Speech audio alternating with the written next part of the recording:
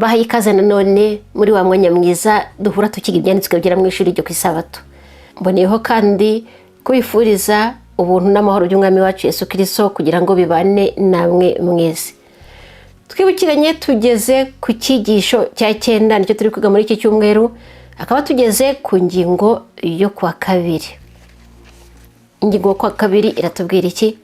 Ingingo yo kwa kabiri iratubwira ngo niba muguma mu byo twizera. Niba muguma mu byo twizera. Aba ni bande babwirwaga? Twabonye ko Paulo yabanje kwandikira Abafilipi, ubu noneho turi mu Bakolosayi n'Abakolosayi kubwira ngo niba muguma mu byo twizera. Iyi niba turayibona ahantu hatandukanye. Reka dukomeze umwami atubashishe gusobanukirwa n'iki cyigisho. Ariko nkuko bisanzwe iyo tugiye ku cyigisho gishya cyangwa ingingo nshya tubanza gusura inyuma gato tukareba ibyo twabanje mbese twarangirije hehe kugira ngo dushobore gukomeza no mu cyigisho gishya tuba tugiye kwiga. Turyoherwe rero, ariko mbere yo gukomeza reka tubanze dusenge. Data wera Mana ishobora byose, mubyeyi mwiza dukunda kandi ukatwitaho, ntabwo dushidikanya umukozi w'umuhanga, niyo mpamvu data ukwishingikirizaho kubera ko nta ukwishingikirijeho wakozwe n'isoni. Ngaho ro data mwiza, ongera n'ubundi ubane natwe, utwigishe kandi nyakubahwa uduhe gucira bugufi munsi y'umusaraba kugira ngo dusobanukirwe n'ibyawe byose mu izina rya Yesu, amen. Twabonye ko ari Abafilipi ndetse n'Abakolosayi bose bunzwe na Yesu, nkuko natwe twunzwe na Yesu. Noneho rero bunzwe na Yesu, ubwo no tugiye kureba ko Abakolosayi bunzwe na Yesu kandi noneho bagombaga gushikama mu byo bizera. Twakweza ngo mbese Imana yari ifite umugambi w'iteka ryose kuri bo. Byanze bikunze Imana yari ifite umugambi kuri bo nkuko natwe ifite umugambi kuri twebwe. Turaza kubireba rero mu byo bizera bubatswe neza ku rufatiro. Natwe umunsi niba tugumye mu byo twizera twubatswe neza ku rufatiro, ngo niyo muguma mu byo twizera mwubatswe neza ku rufatiro, mutanyeganyega kandi mutimurwa ngo muvanwe mu byiringiro biheshwa n'ubutumwa mwumvise ubwabwirijwe mu baremwe bose bari munsi y'ijuru, aribwo ngewe Paulo nahindukiye umubwiriza wabwo. Muri make ubutumwa Paulo yahindutse umubwiriza wabwo, nibwo ashaka kugira ngo bakomeremo, nabo barabwumvise, ashaka kugira ngo babukomeremo batanyeganyega kandi noneho ngo batimurwa. Turaza kureba kwimurwa icyo ari cyo. Noneho rero muri make ngo niba koko bubakiye ku rufatiro, niba boswe neza ku rufatiro, bagomba kubaho bakaguma mu byo bizera batanyeganyega. Hano hari ikibazo twakwibaza, icyo Paulo ashaka gusobanura igihe avuga ngo mwubatswe neza ku rufatiro mutanyeganyega mu byo kwizera. Paulo yashakaga kuvuga iki? Reka dusome mu Bakolosayi igice cya 2:5 turebe. Kuko nubwo ntari kumwe namwe ku mubiri, ndi kumwe namwe mu mutima, nishima kandi mbona gahunda yanyu nziza n'uburyo mushikamye mu byo kwizera kwanyu.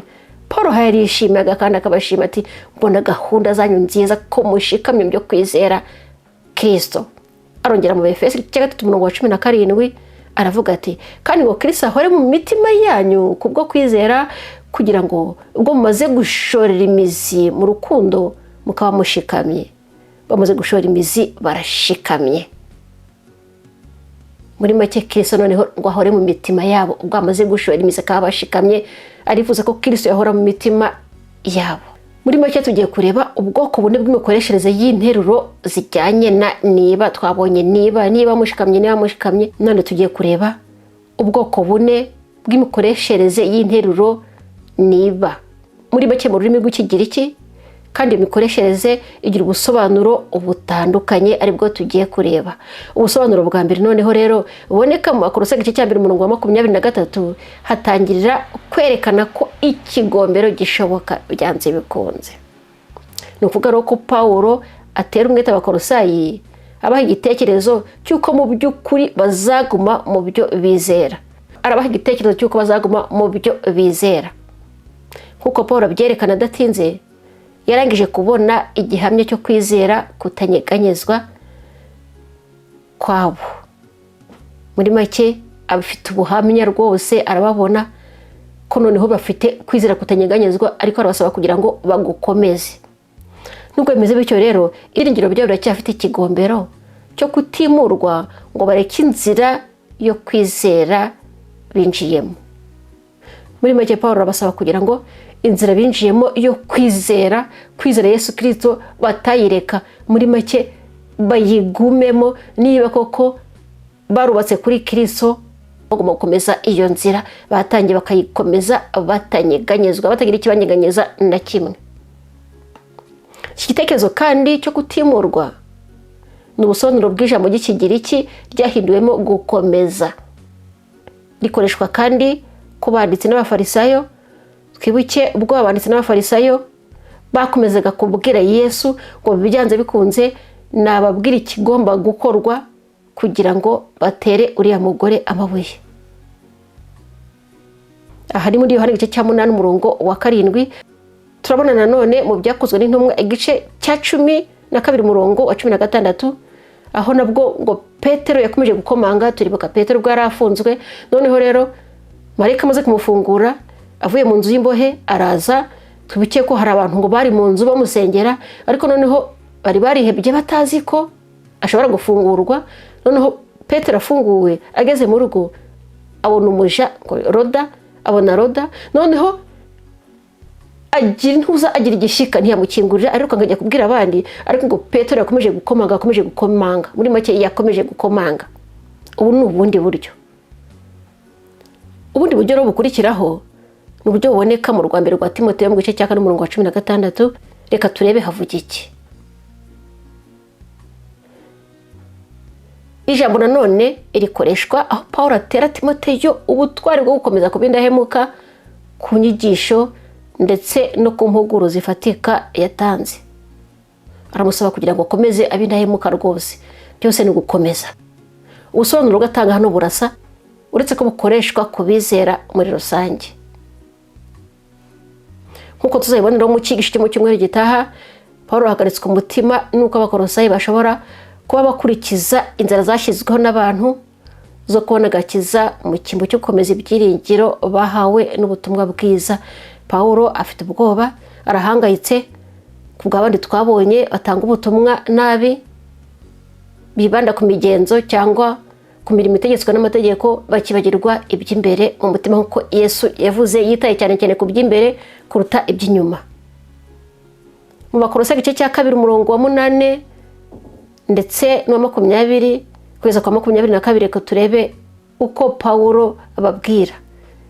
Mwirinde hatagira umuntu ubanyagisha ubwenge bw'abantu n'ibihembo by'ubusa bikurikiza imihango y'abantu bahawe na basekuruza aho akarande, kandi bigakurikiza imigenzereze ya mbere y'iby'isi bidakurikiza Kristo.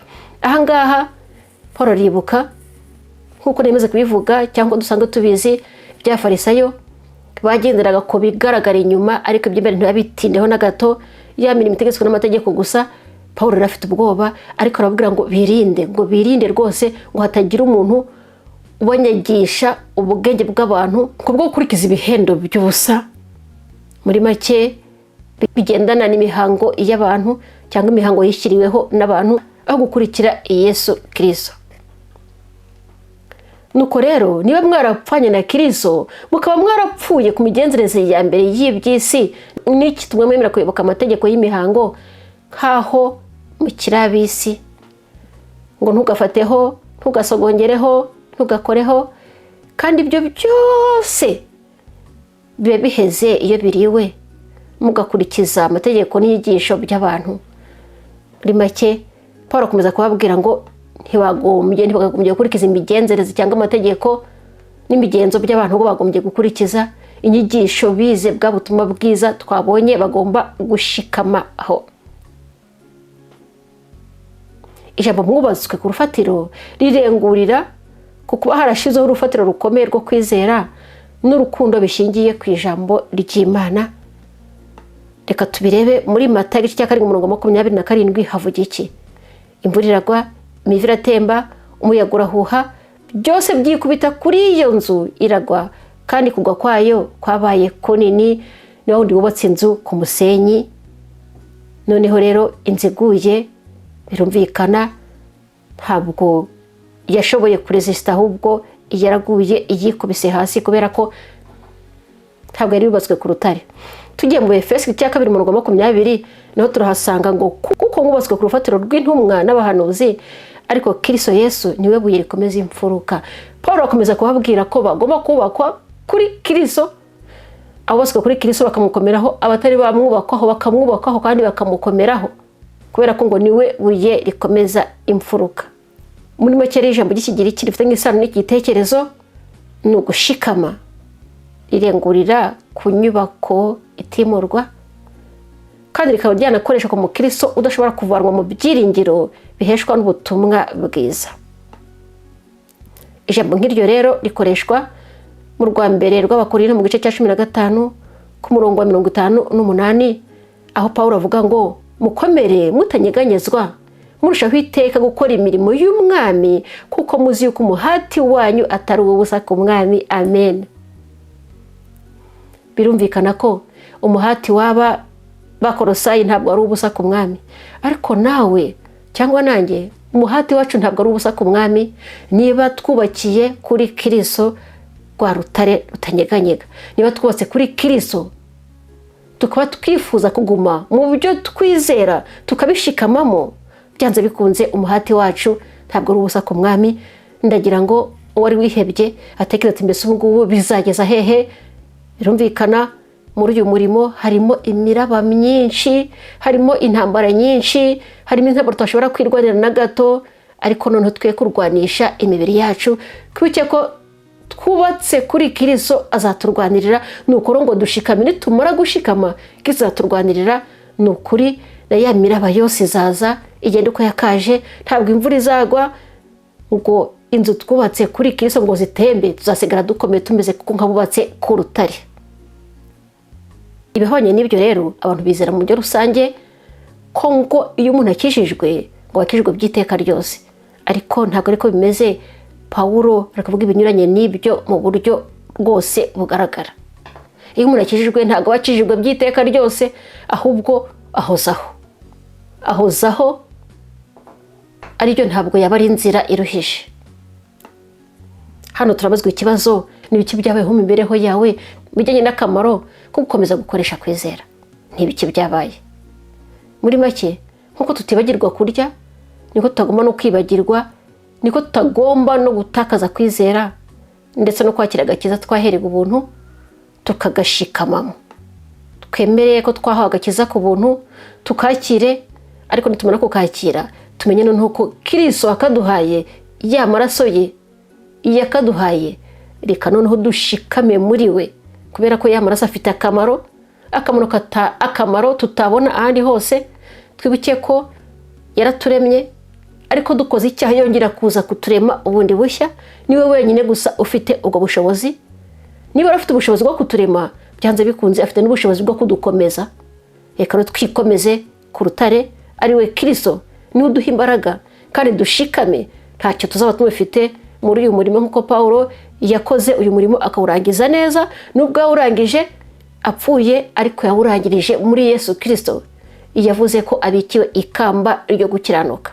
Natwe rero reka dushikame kuri Kristo, azaduha ikamba ryo gukiranuka, kandi nukuri ntabwo abeshya. Ibyo yasezeranye no kubisohoza azabisohoza. Nahacu kugira ngo tumwizere kandi tumwiringire. Uwiteka araduha umugisha, Uwiteka atubashishe wa Yesu Kristo twizeye, twamenye, tumushikameho, twe kumuvaho, ntihagire inyigisho yindi idukura kuri Kristo. Kandi noneho rero ibifatika by'inyuma bigaragara inyuma nabyo bifite akamaro, ariko twibande ku by'imbere. Kristo n'ubu mufite, Kristo nimba mufite, byanze bikunze azatuma dukomeza gushikama mu byo twizera. Ubwo Kristo agiye kuzaza bidatinze, tuzaba ni mu bwami bwe. Nibyo nisabira, nawe nibyo ngusabira mu izina rya Yesu. Data wera Mana ishobora byose, nyiri ububasha n'ubushobozi, twongeye gushima akomeje kutubera mwiza. Twongeye gushima kubera ko Data mwiza wemeye kugira ngo twubakire ku mwana we Yesu Kristo, kubera ko niwe rutare rutanyeganyega. Yaguhora ku ngoma tubashiye kumushikamaho. Ibyo ushaka, ibyo ukunda, ibyo tumukomeza guhabwa icyubahiro, ndakwinginze aba aryo duhera ubuntu mu izina rya Yesu. Amen.